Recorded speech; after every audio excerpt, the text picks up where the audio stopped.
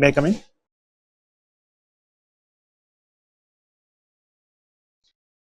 Good afternoon, sir. Good afternoon, ma'am. Good afternoon. बैठिए। Vishnu Thank Gopal you. जी, Thank you, sir. Nursing officer हैं आप, कहाँ पोस्टेड हैं? पाली में डिस्ट्रिक्ट हॉस्पिटल में एक ट्रेनिंग सेंटर है, जीएनएम ट्रेनिंग सेंटर, वहां पर पोस्टेड हूँ। पाली डिस्ट्रिक्ट हॉस्पिटल, जी Bangar hospital.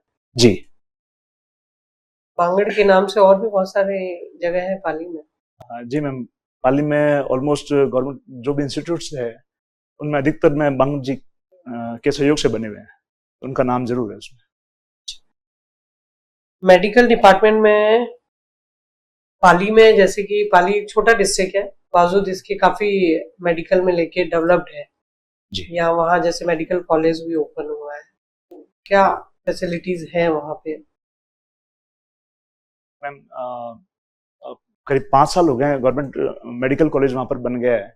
Government medical college बनने के बाद में जो शिक्षा के क्षेत्र में, मेडिकल शिक्षा के क्षेत्र में भी पाली अग्रणी हुआ है। उसके अलावा जो क्लिनिकली जो फैसिलिटीज है उनमें भी रेडियोलॉजिकल फैसिलिटीज है, और कुछ 4 स्पेशलिटीज भी, सुपर स्पेशलिटीज भी वहां पर आई है, जिसमें गैस्ट्रोएंटरोलॉजी है, ऑन्कोलॉजी है, और इसी तरह से न्यूरोलॉजी है और कार्डियोलॉजी है। 4 स्पेशलिटी वहां पर आई है।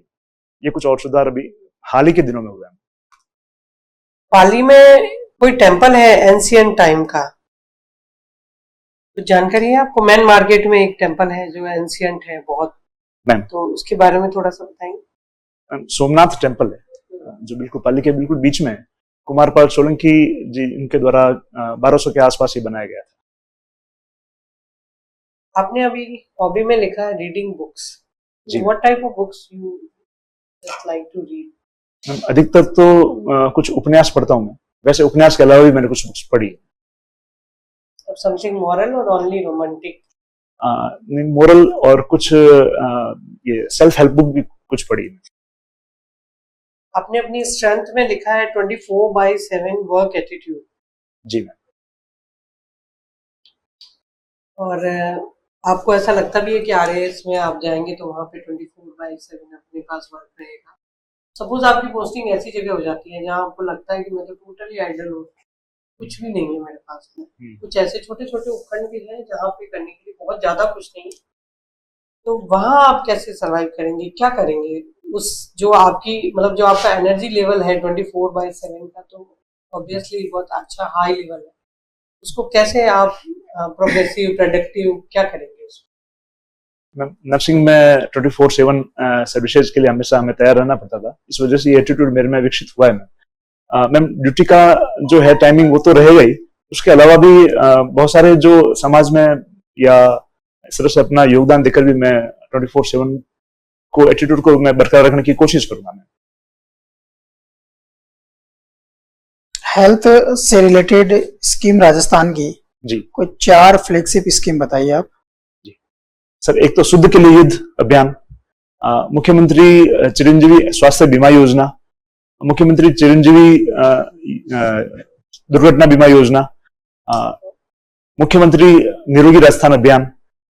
ठीक है, जो चिरंजीवी स्वास्थ्य बीमा योजना है इसके प्रोविजन? सर चिरंजीवी स्वास्थ्य बीमा योजना राजस्थान के एक हर एक नागरिक के लिए बीमा की एक योजना है। इसमें 2 तरह की कैटेगरी बनाई है। एक तो निःशुल्क कैटेगरी है जिसमें संविदा में काम करने वाले कार्मिक है या लघु और सीमांत जो किसान है। अच्छा, इसमें कितने रुपए का बीमा प्रोवाइड करवाया जाता है? सर अभी हाल के बजट में 25 लाख के बीमा की इसमें घोषणा की गई। यूनिट क्या होती है इसकी? व्यक्ति होता है या परिवार? परिवार। आप मुझे बताइए कि कोई राजस्थान सरकार की कोई ऐसी 2 या 1 योजना बताइए जो लगता है कि उसकी आवश्यकता ही नहीं है चिरंजीवी स्वास्थ्य बीमा योजना आने के बाद। सर चिरंजीवी स्वास्थ्य बीमा आने के पहले महात्मा गांधी आयुष्मान भारत स्वास्थ्य बीमा योजना थी सर, उसकी शायद अब प्रासंगिकता बची नहीं है सर। अच्छा, एक निःशुल्क जांच है, एक निःशुल्क दवा योजना है, 2 और चलती है जी। क्या जरूरी है इनको चलाना? क्योंकि इसी में क्या नहीं हो सकता क्या इनका काम? सर क्या या दोनों में कोई अंतर है? सर निःशुल्क जांच और निःशुल्क ये दवा योजना है, ये साथ में चलती रहनी चाहिए मुझे लगता है। नहीं, अंतर क्या है इनमें? एक तो चिरंजीवी स्वास्थ्य बीमा योजना है और एक निःशुल्क जांच योजना है या दवा योजना है, तो इनमें कोई अंतर है क्या जिस वजह से इनको चलाना चाहिए? सर एक तो ये चिरंजीवी स्वास्थ्य बीमा योजना एक बीमा क्षेत्र की योजना है सर। जो निःशुल्क दवा और निःशुल्क जांच योजना जो सरकार चला रही है, उसका जो भी पैसा है वो इस बीमा क्षेत्र से सरकार रिइंबर्स करती है, इसलिए दोनों का चलता रहना मुझे लगता है जरूरी है। नहीं, फिर भी आप मेरे प्रश्न का उत्तर नहीं दे पाए। मूलभूत अंतर में पूछना चाह रहा था आपसे जी। चलिए कोई बात नहीं। ब्रिक्स क्या है सर? ब्रिक्स 5 देशों का एक संगठन है sir. Brazil, Russia, India, China और साउथ अफ्रीका। ब्रिक्स के विस्तार को लेकर के अभी भी बातें भी चल रही है, चर्चा भी चलती रहती है जी। भारत के सामने इसके विस्तार को लेकर के एक डायलेमा भी है, क्या आप वो डायलेमा बता सकते हो? यदि विस्तार होता है तो भारत परेशान है, भारत इसे क्विट भी नहीं करना चाहता क्योंकि उससे भी भारत को नुकसान था। जो डायलेमा है वो क्या है? सर जहां तक मुझे समझ में आया सर, रशिया और चाइना इसमें सदस्य हैं सर, तो ऐसा लगता है कि पाकिस्तान को लाने का उनका प्रयास रहेगा सर। और इसके अलावा तो क्या और भी मंच है जहाँ पे पाकिस्तान और भारत दोनों साथ साथ है, तो उससे तो क्या प्रॉब्लम होगी? जी सर, एक SCO मंच है जहां पर भारत और पाकिस्तान दोनों ही साथ में सदस्य है सर। लेकिन भारत की हमेशा कोशिश रहेगी कि इस प्रकार के जो मंच है जिनका अधिक से अधिक उपयोग लेने के लिए कुछ नेगेटिव एटीट्यूड वाला जो कंट्री है वो अगर साथ में नहीं रहे, उसका पूर्णतया और अधिकतम उपयोग इसमें लिया जा सकेगा। क्या आप बता रहे हो वही रीजन है या कि रीजन कुछ और भी है इसमें? सॉरी सर, मैं अवेयर नहीं हूँ, पता करूंगा सर। प्राइवेट आर्मी विश्व स्तर पर रशिया यूक्रेन वार के दौरान चर्चा में भी आई जी। तो क्या है प्राइवेट आर्मी, कैसे बनती है? प्राइवेट आर्मी, रशिया के प्राइवेट आर्मी की अगर बात करें, जैसे वैगनर समूह है सर, तो सरकार द्वारा समर्थित ही एक सेवा ये कुछ आर्मी थी सर, जो सरकार की यदा कदा जब भी आवश्यकता पड़ती थी तो मदद किया करती थी। लेकिन धीरे धीरे ये थोड़ी संप्रभुता इसने अपनी बढ़ा ली और कुछ और हस्तक्षेप भी सरकार के कार्यों में करने लगी सर। आप नर्सिंग ऑफिसर है जी। नर्सिंग ऑफिसर और डॉक्टर में क्या फर्क होता है? सर नर्सिंग ऑफिसर नर्सिंग का कोर्स करके इसमें आता है, जबकि डॉक्टर एक MBBS की डिग्री लेकर आता है सर। मूल जो अंतर मुझे लगता है दोनों के काम में अंतर है सर।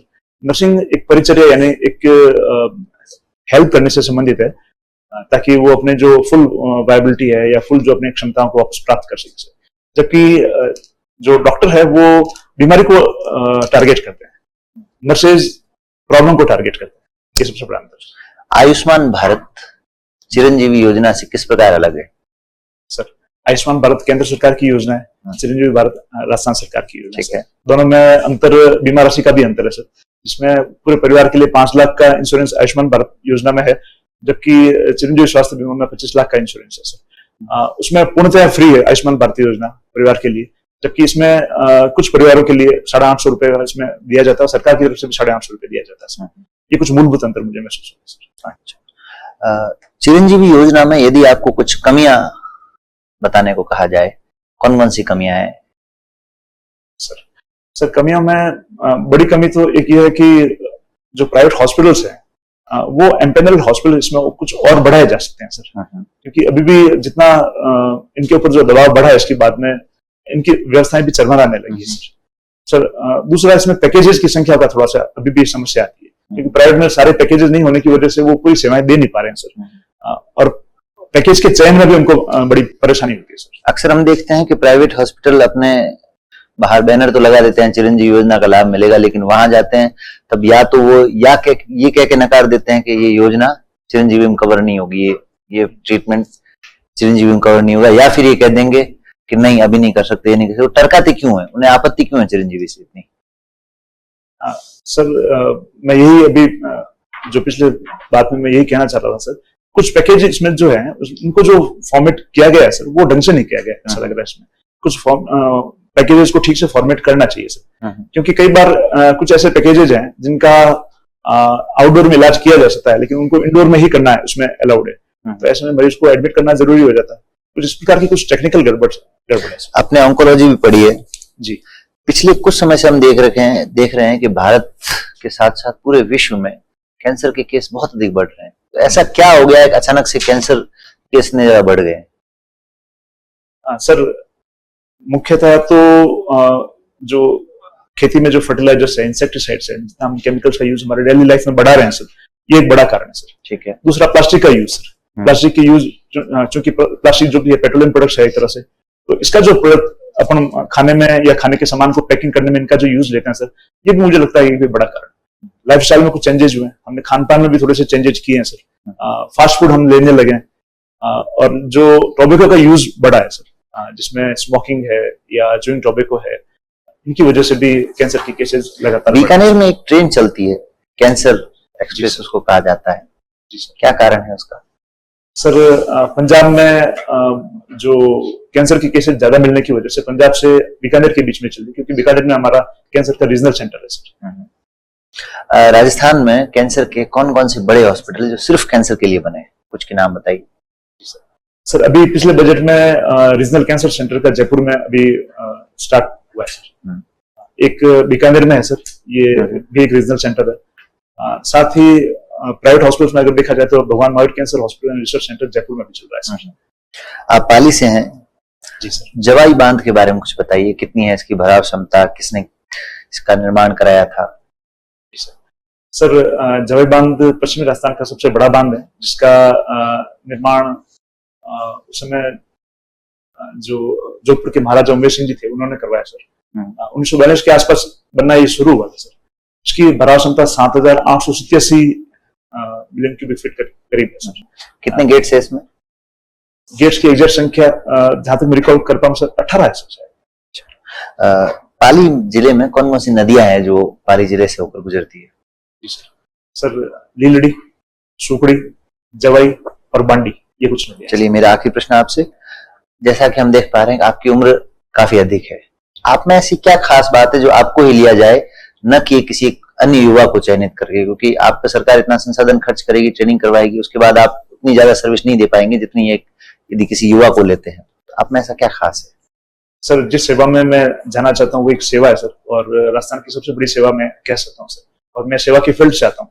सेवा मेरी आदत बन चुकी है सर, तो ये मुझे यहाँ पर हेल्प करेगी सर। और इस सेवा में रहते हुए बहुत सारे गुण मुझ में विकसित हुए सर, जिसमें मरीजों की सेवा या मरीजों की परेशानी को समझने के दौरान एम्पैथी जैसा गुण मुझ में विकसित हुआ है, ये मुझे इसमें मदद करेगा सर। कठिन जो मेहनत है इसमें नर्सिंग में है सर, ये भी मुझ में विकसित हुआ है सर। और सर पेशेंट के साथ में कम्युनिकेशन करने में मेरा कम्युनिकेशन बेहतर हुआ है सर, ये मुझे इसमें मदद करेगा सर। ये कुछ मुझे ऐसा लगता है सर। Sir please. अभी कहाँ लगे हुए हो आप? सर पाली गवर्नमेंट बांगड़ हॉस्पिटल में मैं लगा हुआ हूँ। डिस्ट्रिक्ट हॉस्पिटल है ना? जी सर। ये पीएचसी क्या होता है? पीएचसी प्राइमरी हेल्थ सेंटर है सर, जो रूरल एरिया में जहाँ पर 20 से 30 हजार जनसंख्या हो वहां पर ये पीएचसी। कितने डॉक्टर लगाए जाते हैं पीएचसी में? पीएचसी पे 2 डॉक्टर का इसमें। अच्छा, और सीएचसी पे? सीएचसी पे वैसे 6 डॉक्टर का प्रावधान, और 80,000 से 1,20,000 की जनसंख्या के बीच में सीएचसी विकसित। जो उप स्वास्थ्य केंद्र होता है वहां भी डॉक्टर लगाए जाते हैं क्या? उप स्वास्थ्य केंद्र में डॉक्टर नहीं होते सर। उप स्वास्थ्य केंद्र में एक एएनएम पोस्टेड होती है, और आजकल एक सीएचओ का कंसेप्ट आया है आयुष्मान भारत के बाद में, वो होते हैं सर। ठीक। ये उप जिला अस्पताल और जिला अस्पताल, इन दोनों में अगर बेड कंपैरिजन करें, जिला अस्पताल में मिनिमम बेड क्या होते हैं और उप जिला अस्पताल में क्या होते हैं? सर जिला अस्पताल में मिनिमम बेड की संख्या 300 होनी चाहिए सर, और उप जिला अस्पताल में मैं एग्जैक्ट रिकॉल नहीं करता हूँ। 300 श्योर हो आप?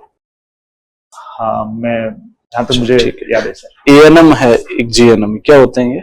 Sir ANM auxiliary nurses midwife है सर। ये एक सहायिका की तरह होती है जो नर्सेज के कुछ काम में सहायता भी करती है, और फील्ड में भी कुछ सेवाएं प्रदान करती है। जबकि जो जीएनएम है, जनरल नर्सिंग एंड मिडवाइफ, ये इनके कोर्स करने के बाद में इनको नर्सिंग ऑफिसर के रूप में नियुक्ति दी जाती है। अधिकतर इनकी जो ड्यूटी है वो हॉस्पिटल्स के जो सेटअप है वहां पर होती है सर। और एएनएम की ड्यूटी कहाँ होती है? एएनएम की ड्यूटी हॉस्पिटल्स में सब सेंटर पे होती है मुख्यतः, तो इसके अलावा इसके ऊपर के लेवल के हॉस्पिटल्स में भी होती है, लेकिन काम इनका मुख्यतः फील्ड से संबंधित। आपके डिपार्टमेंट से एक और आंगनवाड़ी वाला डिपार्टमेंट जो महिला बाल विकास, दोनों में एक कॉमन होता है? आंगनवाड़ी डिपार्टमेंट में और हमारे इस डिपार्टमेंट में से कुछ सेवाएं कॉमन है सर, जिसमें टीकाकरण की सेवाएं होगी, पोषण से संबंधित कुछ सेवाएं होगी, और ये रिप्रोडक्टिव एंड चाइल्ड हेल्थ से संबंधित सेवाएं ये कॉमन है। ठीक है। अच्छा, नर्सिंग ऑफिसर अभी नाम किया है ना, कि नाम चेंज करने से या नामकरण से क्या मतलब बदलाव आया है? सर नाम चेंज करने से एक तो आत्मविश्वास में थोड़ी सी बढ़ोतरी हुई सर, समाज में सम्मान भी बढ़ा है सर। और जब आत्मविश्वास और सम्मान जब बढ़ता है तो कार्य के एटीट्यूड में भी परिवर्तन होता ही है सर। मुझे लगता है इससे जो सेवाएं जो हम दे रहे हैं उनमें भी हमारी जो क्वालिटी है, क्योंकि संतुष्टि का भाव अधिक होता है, जॉब सेटिस्फेक्शन भी अधिक होता है, इसलिए हम ज्यादा अच्छी सेवाएं दे पा रहे हैं सर। ठीक। आयुष ये क्या है? आयुष सर कुछ जो अल्टरनेट मेडिसिन के कुछ ब्रांचेज है सर, उनका एक मिला जुला रूप है जिसमें आयुर्वेद है, योगा है, सिद्ध है, होम्योपैथ है। ये सिद्धा क्या होता है? सिद्धा सर तमिलनाडु में कुछ सिद्धार्थ जो हैं, जो अल्टरनेट मेडिसिन शुरू से किया करते थे सर, उनके ज्ञान को, उनके ट्रेडिशनल ज्ञान को शामिल करते हुए एक चिकित्सा की पद्धति है सर। अच्छा, और ये जो यूनानी पद्धति है इसमें क्या होता है? सर यूनानी पद्धति एक हानमैन करके एक थे सर, उन्होंने यूनानी पद्धति चलाई थी सर। ये बीमारी को ठीक करने से संबंधित एक ऐसी पद्धति है सर जिसमें कुछ जो फाइटो प्रोडक्ट्स हैं उन्हीं को उपयोग में लेते हैं। डॉक्टर्स विदाउट बॉर्डर ये क्या चीज है, क्यों फेमस है? डॉक्टर्स विदाउट बॉर्डर एक संगठन है सर, इसके बारे में मैं ज्यादा अवेयर नहीं हूँ सर। ठीक है। Red cross? रेड क्रॉस भी एक प्रकार का हेनरी डुनेंट द्वारा चलाया गया एक संस्था है सर, जो पूरे विश्व में किसी आपदा में या चिकित्सा सेवा में अपनी सेवाएं देती है सर। ये आपकी जो प्लस का साइन है वो रेड क्यों रखा जाता है? रेड शायद जहां तक मैं समझ पाया सर, ये एक इसका फिजिक्स से संबंधित कारण हो सकता है सर, क्योंकि इसकी वेवलेंथ और इसकी फ्रीक्वेंसी को अगर देखा जाए तो जल्दी से आकर्षित करता है और जल्दी से नजर आ जाता है सर। तो इसका ब्लड से कोई रिलेशन थोड़ी? शायद हो सकता है सर, रहा हो, मैं अवेयर नहीं हूँ। अच्छा, गाँव के अंदर ये जो हाइडोज की कई बार बच्चों को दे देते हैं दवाइयाँ, जो लछाप डॉक्टर जिनको कहते हैं ना, इससे क्या प्रॉब्लम आती है हाइडोज की दवाइयाँ? सर जितनी कैलकुलेटेड डोज जिस एज में दी जानी चाहिए सर, उससे ज्यादा अगर दवा दी जाए तो बहुत सारे बायोकेमिकली जो चेंजेज हैं वो होंगे ही सर। और साथ में सर ज्यादा डोज की वजह से हो सकता है कि वो जो नॉर्मल डोज है उसके लिए वो रेजिस्टेंट हो जाए। ठीक है। मेरा लास्ट क्वेश्चन है जेनरिक दवाइयाँ। जी, क्या समझते हो आप इनसे? सर जेनरिक दवाइयाँ जो जिस कंटेंट से या जो इंग्रेडिएंट होता है उसी के नाम से जारी की जाने वाली दवाएं हैं सर, जिनकी एफिकेसी जो ब्रांड नाम से जारी की जाने वाली दवाएं उनके बराबर होती है और तुलना में उनसे 70 से 80% सस्ती होती है। तो फिर इतनी मतलब प्रसिद्ध क्यों नहीं है या इतना लोग इनके बारे में अवेयर क्यों नहीं है जब सेम ही एफिकेसी है? तो सर अवेयरनेस का मुद्दा है सर, जिसमें सरकार कोशिश भी कर रही है सर। सरकार भी जो इस प्रकार के ये जन दवा केंद्र हैं ये खोल रही है सर। ठीक है ma'am, thank you. Thank you sir. Thank you sir.